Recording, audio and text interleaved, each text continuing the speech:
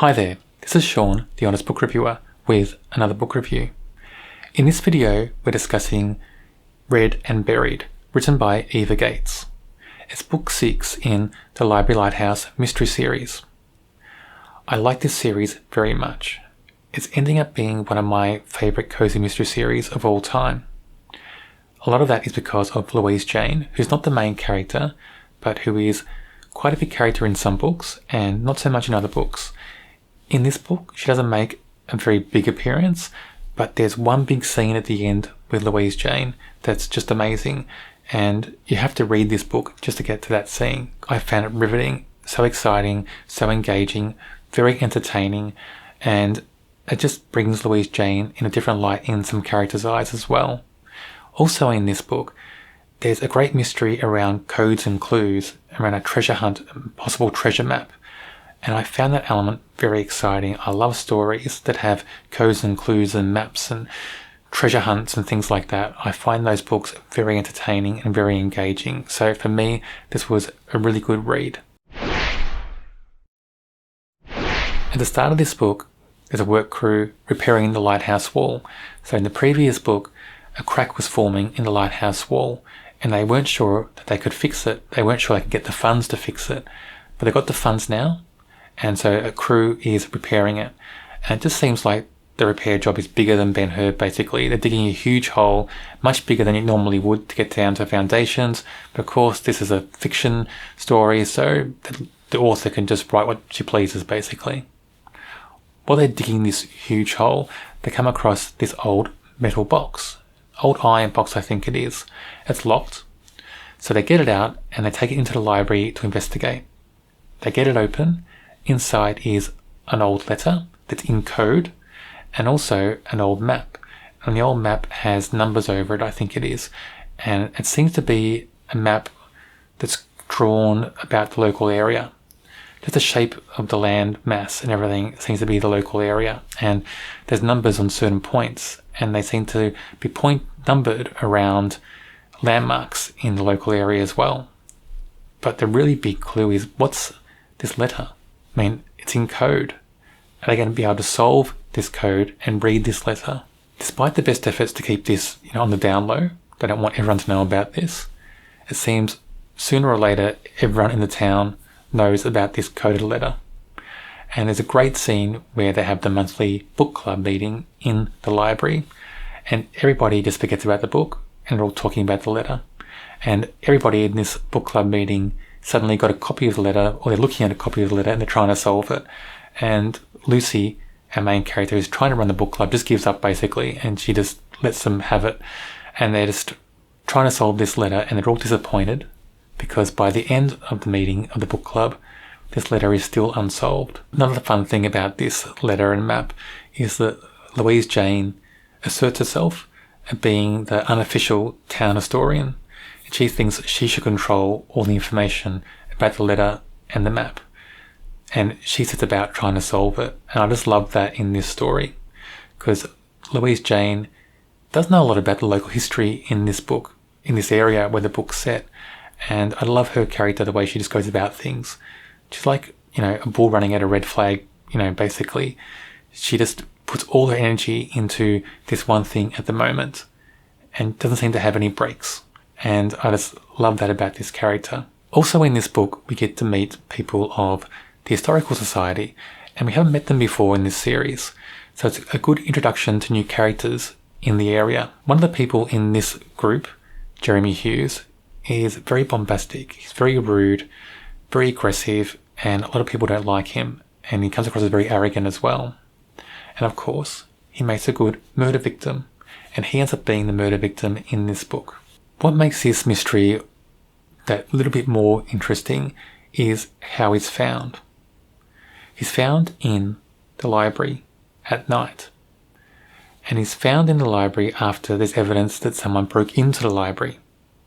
So they assume that he broke into the library with somebody else possibly, and that person murdered him. And also the map has been stolen. The letter is still there, but the map's been stolen. So there's two mysteries. Who stole the map and who murdered Mr. Hughes.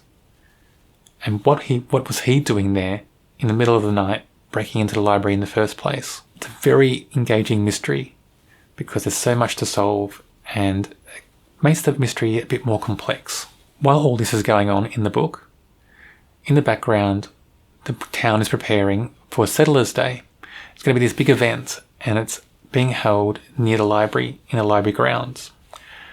And it's a huge event when it happens towards the end of the book. And Louise Jane turns up in costume, and she always turns up in very elaborate costumes. And she kind of steals the whole scene a bit when she turns up. And she does make a speech, I think, in this book, or do a talk, and everybody loves that. And again, she's the centre of attention. And she's a great, amazing character for that. I think Eva Gates uses Louise Jane very well in this series because we see big moments for her in the series. She's kind of on the shadows a bit, never part of the main friendship scene or the main group in the books a lot, but when she's there in these elaborate costumes and giving these talks, she becomes the centre of attention and centre stage and just shows Louise Jane in different lights. She's a very complex character, and I think that makes her one of the standout characters in this whole series. But the scene with her at the end is just amazing, and I'm so glad that scene's there, and I think it was so well written. It's very entertaining, very fast-paced, and very gripping, and I think it's the best scene in the whole book, if not the whole series so far. I want to mention Sam Watson. Now, he is the detective who seems to be on most cases in this series. He's a very good character.